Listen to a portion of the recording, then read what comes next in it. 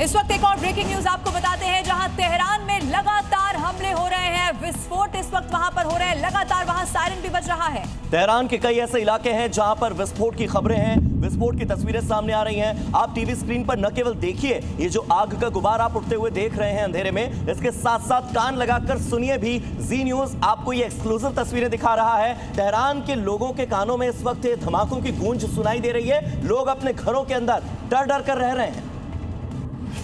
और इसी बीच एक और बड़ी अपडेट, पेंटागन ने ईरानी जेट विमानों और आत्मघाती ड्रोन्स के मार गिराने का एक और नया वीडियो जारी कर दिया है। ये बड़ी खबर इस वक्त आपके टेलीविजन स्क्रीन पर, और इस तस्वीर को जरा आप देखिए। ईरान के ड्रोन गिराने का वीडियो जारी किया गया है। बार बार यही दावा किया जा रहा है। पेंटागन ने पहले भी इस तरह की तस्वीरें जारी की हैं, और आप देखेंगे चूंकि इसमें आगे ड्रोन बढ़ते हुए नजर आते हैं, लेकिन इंटरसेप्ट उन्हें कैसे कर दिया जाता है उसकी तस्वीरें।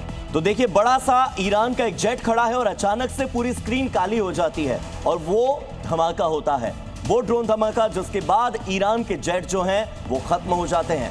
ये तस्वीरें पेंटागन की ओर से जारी की गई हैं और यूएस ये दावा कर रहा है कि ईरान के कई फाइटर जेट्स यूं ही खत्म कर दिए गए ड्रोन से। और एक और बड़ी खबर इसी महायुद्ध से जुड़ी हुई दिखाते हैं इस वक्त आपको जी न्यूज पर। तो बेरूत के दक्षिणी उपनगर में विस्थापन की गतिविधियां तेज हो गई हैं। इस वक्त की बड़ी जानकारी, बड़ी अपडेट आपकी टीवी स्क्रीन पर। सुरक्षा कारणों और बढ़ते तनाव के चलते कई परिवार ऐसे हैं जो अपने आशियाने छोड़ने को यहाँ से मजबूर हो गए, क्योंकि वो जानते हैं अगर वो यहाँ पर रहेंगे कभी भी अटैक हो सकता है, क्योंकि लगातार अलग अलग इलाकों में सायरन भी बज रहा है। इस वक्त स्थिति यह है कि दक्षिणी बेरूत से लोग यहाँ अपने घरों को छोड़कर जा रहे हैं। आपको बता दें, ईरान की ओर से इजराइल पर जो अटैक किया जा रहा है, इसी बीच इजराइल की ओर से लेबनान पर भी अटैक किया जा रहा है। ऐसे में लेबनान के जो लोग हैं वो सबसे ज्यादा असुरक्षित महसूस कर रहे हैं। उन्हें डर है कि इजराइल की ओर से उन पर कोई बड़ा अटैक न हो जाए। ऐसे में आम लोग अब अपने घरों के अंदर भी सुरक्षित नहीं है, बंकरों की तलाश कर रहे हैं, पलायन के लिए मजबूर हो गए हैं। और सुरक्षा कारणों के चलते बड़ी संख्या में, सैकड़ों नहीं बल्कि हजारों की संख्या में लोग अपने अपने आशियाने छोड़कर अब बंकरों की तरफ रुख कर रहे हैं।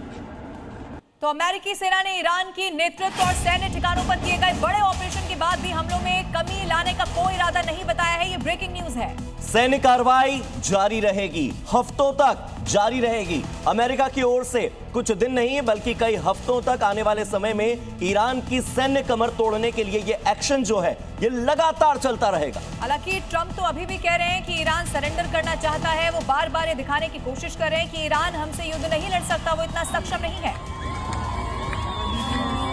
और इसी बीच एक और बड़ी अपडेट आपको बता दें, लेबनान के प्राइम मिनिस्टर ने एक बैठक बुलाई है। मौजूदा घटनाक्रम पर आपातकालीन बैठक बुलाई गई है। ये बड़ी खबर है, कैबिनेट बैठक बुलाई गई है और इसमें आगे की, चूंकि वहां पर भी लगातार हमले हो रहे हैं, अब आने वाले समय में कैसे लोगों की सुरक्षा करनी है, ये इस वक्त मुझे लगता है कि इस बैठक में प्राथमिकता होनी चाहिए। और कैसे अब जवाब देना है या कैसे लोगों को सुरक्षित रखना है, ये भी जरूर देखना होगा बैठक के बाद क्या रहता है। और देखिए, अमेरिका और इजराइल के खिलाफ कहां कहां पर आक्रोश है, उस गुस्से की तस्वीर आप देखिए।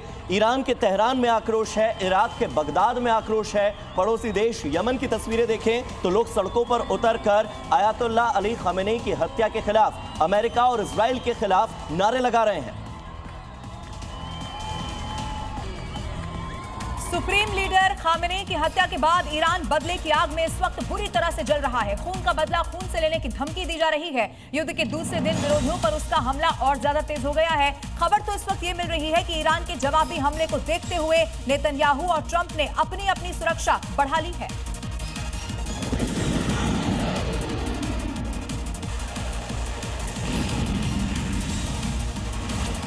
ईरानी सेना का ये स्टेटमेंट बताता है कि मिडिल ईस्ट में जारी जंग आयतुल्लाह खामेनी की हत्या के साथ खत्म नहीं हुई, बल्कि ये और गंभीर होने वाली है। अमेरिका इजराइल की बमबारी में खामेनी की मौत की पुष्टि के बाद रिवोल्यूशनरी गार्ड्स के कमांडरों ने ये स्टेटमेंट जारी किया, जिसमें अमेरिका इजराइल को सीधे धमकी दी गई है। कमांडर के बयान के फौरन बाद इजराइल से लेकर सऊदी अरब, बहरीन, यूएई, कतर और इराक के अमेरिकी मिलिट्री बेस पर दनादन रॉकेट और ड्रोन बरसाने लगे। सवाल है कि क्या ईरान को दहलाने के लिए अमेरिका ने ईरान की ही टेक्नोलॉजी का इस्तेमाल किया? ईरान की तरकश के तीर से ही अमेरिका ने ईरान को छलनी कर दिया। वो इसीलिए क्योंकि इस जंग में अमेरिका ने जिस ल्यूकस ड्रोन का इस्तेमाल किया है वो ईरान के शाहिद ड्रोन की पूरी कॉपी था। खास बात यह है कि लुकास ड्रोन को अमेरिका ने पहली बार लड़ाई में उतारा है। Lucas one way attack drone America के हथियारों के जखीरे में सबसे नया हथियार है। दिलचस्प बात यह है कि ईरान में तबाही मचाने के लिए अमेरिका ने उसी की तकनीक कॉपी की।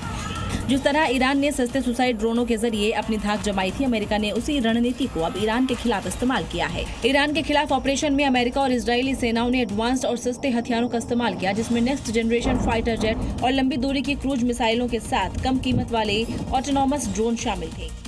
और आइए अब एक और ब्रेकिंग न्यूज आपको बताते हैं। लेबनान पर इजराइल के हमले लगातार जारी है। इजराइल ने 50 ऐसे गांव हैं जिनको खाली करने को कह दिया है। उन 50 गांवों के ग्रामीणों को, वहां के लोगों को सुरक्षित जगह पर जाने की सलाह दी गई है। इजराइल की ओर से गांव खाली करने के लिए कह दिया गया है, क्योंकि इजराइल की ओर से लगातार लेबनान पर, खासतौर पर दक्षिणी बेरूत वाले इलाके में लगातार ताबड़तोड़ अटैक किए जा रहे हैं। कभी मिसाइल दागी जा रही है तो कभी ड्रोन दागे जा रहे हैं। और इसी हमले से जुड़ी हुई कुछ तस्वीरें इस वक्त आपके टेलीविजन स्क्रीन पर हम आपको दिखा रहे हैं। हालांकि वो लोगों से अपील भी कर रहा है कि इस जगह को छोड़कर यहां से चले जाइए। तो देखिए, 50 ऐसे गांव हैं जो खाली करने के लिए इजराइल ने सलाह दी है, और उन गांवों पर भी आने वाले समय में ड्रोन अटैक, मिसाइल अटैक हो सकता है।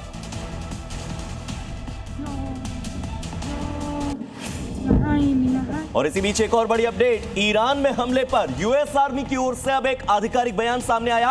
1000 से ज्यादा टारगेट पर अमेरिका ने हमला किया है, इस बात का उन्होंने दावा किया। और ये ब्रेकिंग न्यूज है। ये हमला इसराइल के साथ मिलकर किए गए हमले के एक दिन बाद हुआ है, जिसमें ईरान के supreme leader Ayatollah Ali Khamenei और 40 बड़े अधिकारी मारे गए थे।